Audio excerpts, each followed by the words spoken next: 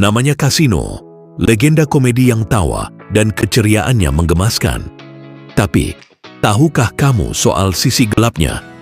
Jauh dari gemerlap panggung, ada sebuah rumah lama miliknya yang terlupakan di jantung hutan.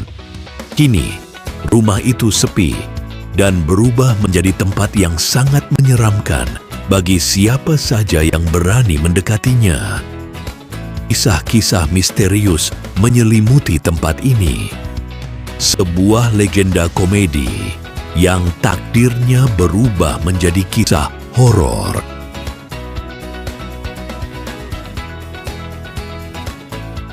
Jauh dari perkampungan, ada jalan sempit yang tak banyak yang berani lewatinya saat malam tiba. Di ujungnya, sebuah rumah besar yang terlupakan menanti.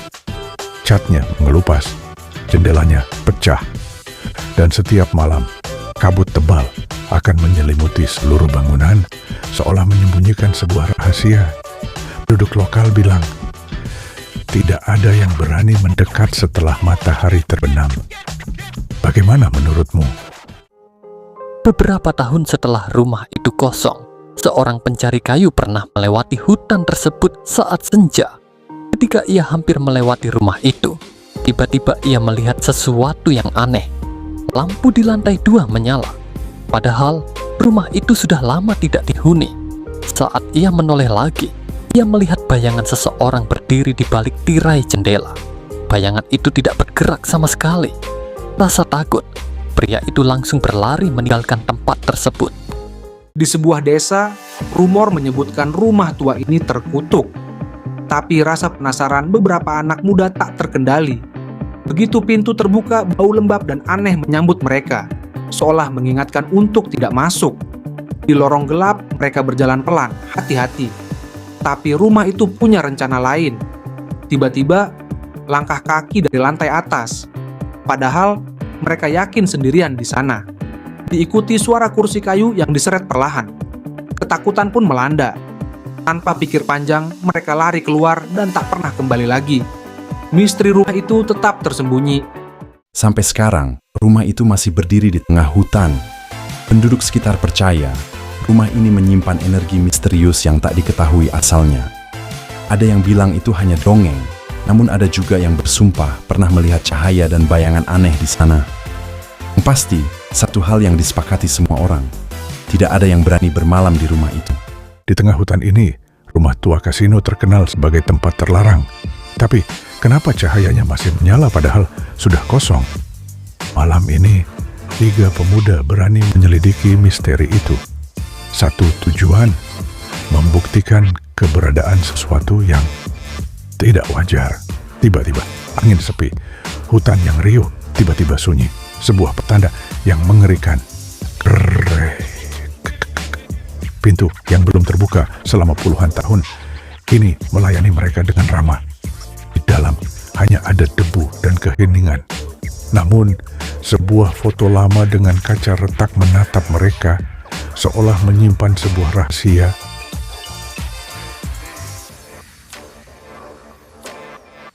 Senter mereka menyapu ruangan. Tiba-tiba salah satu pemuda berbisik pelan. Kenapa kursinya bergerak?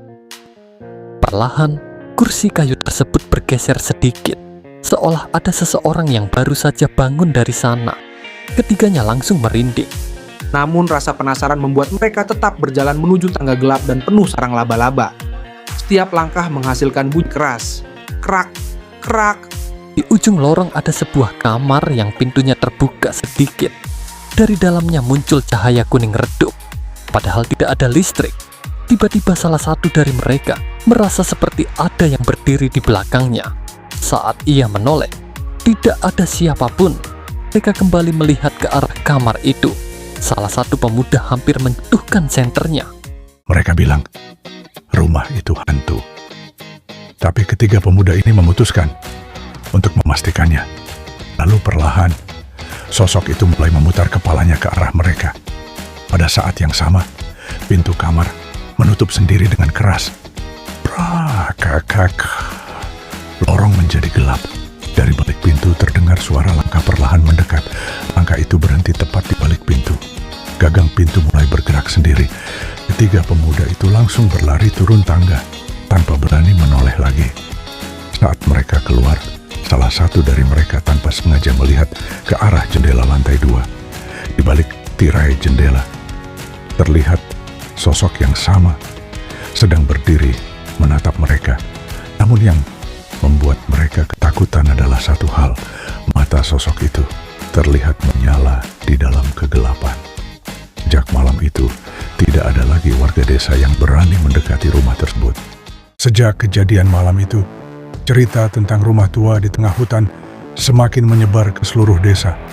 Mereka benar-benar trauma dan bersumpah tidak akan pernah kembali ke sana. Beberapa orang tua akhirnya mulai mengingat cerita lama yang sudah hampir dilupakan. Puluhan tahun lalu, ada seorang penjaga tua yang tinggal di sana. Ia dipercaya menjaga rumah itu. Suatu hari, penjaga itu menghilang secara misterius. Tidak ada yang tahu kemana ia pergi. Aneh, sejak saat itulah berbagai kejadian aneh mulai terjadi di rumah tersebut.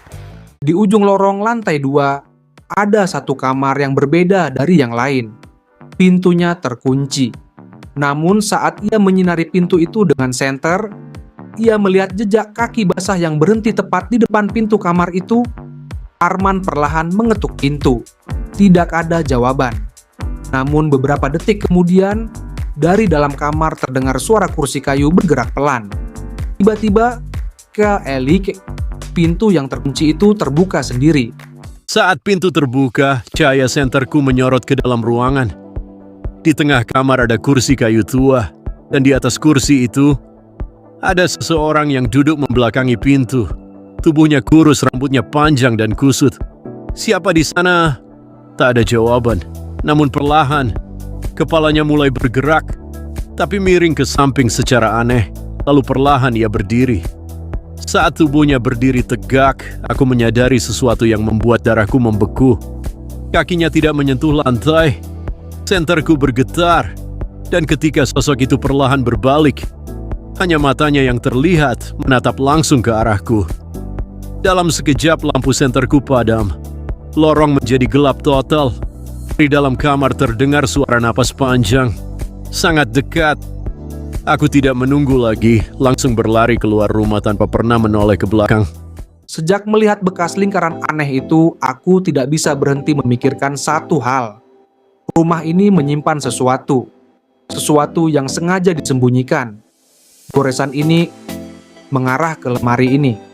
Tapi saat aku mendorongnya, ia bergerak begitu mudah. Di baliknya, ada sebuah pintu kecil.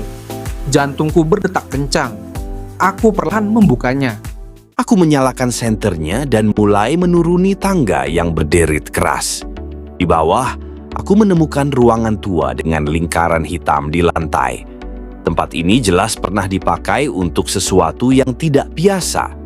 Kursi tua menghadap lingkaran dan di dinding coretan simbol aneh yang tidak ku ketahui artinya. Tapi yang benar-benar membuatku merinding adalah jejak kaki basah yang sangat baru ini. Padahal tidak ada air di ruangan ini. Malam ini aku tidak bisa tidur sama sekali. Bayangan sosok itu di dalam lingkaran hitam terus muncul di pikiranku. Tapi yang paling membuatku gelisah adalah jejak kaki basah itu. Jejak tersebut terlihat seperti milik seseorang yang masih berada di dalam rumah ini. Arman tidak ingat pernah melihat sosok itu masuk. Namun sekarang, ia sudah berdiri tepat di tengah ruangan. Perlahan, kepala sosok itu mulai terangkat, seolah menyadari bahwa Arman sedang melihatnya. Senter Arman tiba-tiba padam. Dalam kegelapan, ia mendengar suara napas panjang. Sangat dekat. Arman langsung berlari naik tangga secepat mungkin dan keluar dari rumah itu. Namun ketika Arman sampai di halaman dan menoleh, pintu rumah yang tadi ia tinggalkan terbuka perlahan. Dari dalam kegelapan, terlihat seseorang berdiri di ambang pintu, seolah rumah itu tidak ingin ia pergi. Saat Arman sedang memeriksa ruangan itu, tiba-tiba senter di tangannya berkedip pelan. Udara di ruangan menjadi sangat dingin. Kemudian terdengar suara pelan dari tangga. seperti ada seseorang yang baru saja menginjak anak tangga. Arman langsung menyorotkan senternya ke arah tangga. Tangga itu kosong. Namun saat ia menoleh kembali ke tengah ruangan, Arman hampir menjatuhkan senternya. Di dalam lingkaran hitam di lantai itu sekarang berdiri sebuah sosok tinggi. Sosok yang sama yang pernah ia lihat di kamar lantai 2. Rambut panjang menutupi wajahnya. Tubuhnya diam tanpa bergerak. Semua lilin bergerak bersamaan. Dan pada saat itulah, sosok tinggi muncul di tengah lingkaran tersebut. Bukan seperti manusia. Tubuhnya tinggi dan rambutnya panjang menutupi wajahnya. Orang-orang yang melakukan ritual itu langsung panik. Beberapa mencoba lari keluar rumah. Namun menurut Pak Wiryo, setelah malam itu, tidak semua orang yang masuk rumah tersebut terlihat keluar lagi. Rumah tersebut mulai sering menampakkan hal-hal aneh. Lampu menyala sendiri, suara langkah di lantai 2, dan bayangan yang terlihat di jendela. Pak Wiryo percaya ritual itu tidak pernah benar-benar selesai. Sesuatu yang dipanggil malam itu mungkin tetap terikat di dalam rumah, mungkin di ruangan bawah tanah itu. Beberapa hari setelah mendengar cerita Pak Wiryo, Arman memutuskan satu hal. Ia ingin kembali ke rumah itu untuk terakhir kalinya. Malam itu ia datang sendirian. Hutan di sekitar rumah diselimuti kabut tebal. Saat ia sampai di depan rumah, pintu rumah sudah terbuka. Arman masuk perlahan. Ia berjalan menuju ruang tamu. Namun tiba-tiba ia mendengar suara langkah dari lantai 2. Duk, duk. Langkah itu sangat jelas. Arman menyorotkan senternya ke arah tangga. Perlahan, sebuah sosok mulai turun. Rambut panjang menutupi wajahnya. Tubuhnya sangat tinggi. Langkahnya pelan, tetapi terdengar berat. Arman tidak bisa bergerak. Sosok itu berhenti di tengah tangga. Kemudian, kepalanya perlahan terangkat sedikit. Untuk pertama kalinya, Arman hampir bisa melihat wajahnya.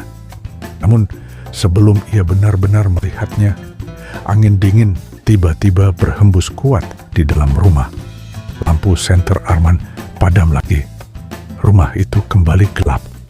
Ketika Arman akhirnya berhasil menyalakan senter, sosok itu sudah tidak ada. Namun sampai sekarang, warga desa masih sering melihat cahaya kuning di jendela lantai 2 rumah itu.